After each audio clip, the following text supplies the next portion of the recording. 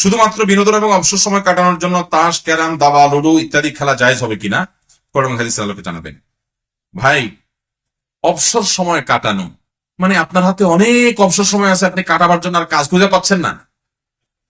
শুনেন, অবসর সময় যদি আপনার কাটাতে হয়, বিনোদন যদি আপনার লাগে, তাহলে আপনি খেলাধুলা করবেন, শরিয়া সমর্থিত খেলাধুলা। শরিয়া কোন খেলাধুলার কথা বলে? যেই খেলাধুলার শারীরিক কসরত হবে, ব্যায়াম হবে, এক্সারসাইজ হবে। আপনি শতরমুক্ত যেন না হয়, 3/4 কিছু একটা পরে আপনি ফুটবল খেলেন এবং সেখানে দুই দলের মধ্যে পারস্পরিক লেনদেন করেন না যে জুয়ার মতো হয়ে যায়, বরং এমনি খেলেন, খেলার মধ্যে হার জিত থাকুক, অসুবিধা নেই। আপনি আপনার ক্রিকেট খেলেন, যে ক্রিকেট খেলা খেলতে কি কোনো হারামে লিপ্ত হবেন না। আপনি ব্যাডমিন্টন খেলেন, আপনি এমন গল্ফ খেলেন, এমন কোন খেলা খেলেন যে খেলা খেলতে কোনো হারামে আপনি লিপ্ত হবেন না এবং সেখানে শারীরিক কসরত আছে।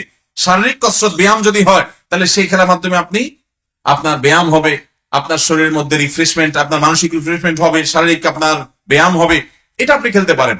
এগুলো খেললে দেখবেন শরীরটা একটু হালকা লাগছে, মনটা একটু ফ্রেশ লাগছে। কিন্তু আপনি যে প্রশ্ন করছেন, এই দুবো, দাবা, লুডো, ক্যারাম, এগুলো খেললে, তাস, এগুলো খেললে কি মাইন্ডটা ফ্রেশ হয় না আরো ভার হয়?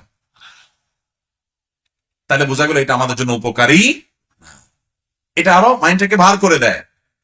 আর যদি আপনি 10 মিনিট ফুটবল খেলে আসেন, ব্যাডমিন্টন খেলে আসেন, দেখবেন শরীরটা পাতলা হয়ে গেছে, জর্জরা হয়ে গেছে, মনটা ফ্রেশ হয়ে গেছে। আপনি হাসছেন, তারপর দেখবেন আপনার জর্জরা হয়ে গেছে। আর বসে বসে লুডো খেলেন, তাস খেলেন, ক্যারাম খেলেন, দাবা খেলেন, এগুলা লম্বা সময় ধরে খেলছেন, যদি আপনি জিতেনও, তারপর দেখবেন আপনার ব্রেনটা হ্যাং হয়ে যাচ্ছে এবং এগুলো মানুষের মস্তিষ্কের জন্য ক্ষতিকর, চোখের জন্য ক্ষতিকর। এই জন্য এই খেলাগুলো জায়েজ নাই, সময় কাটাবার জন্য জায়েজ হবে না। নবী করিম সাল্লাল্লাহু আলাইহি ওয়াসাল্লাম দাবার ব্যাপারে স্পষ্ট হাদিসে নিষেধাজ্ঞা আছে। আর অনেক খেলা আছে এই টাইপের নিষেধাজ্ঞা আছে, আর যেগুলো সে আমলে ছিল না, এগুলো ওই যে হারাম এবং নিষিদ্ধ যেগুলো বা মাকরুহ নিষিদ্ধ যেগুলো, সেগুলোর সাথে সাদৃশ্যপূর্ণ হওয়ার কারণে সেগুলো নিষিদ্ধ।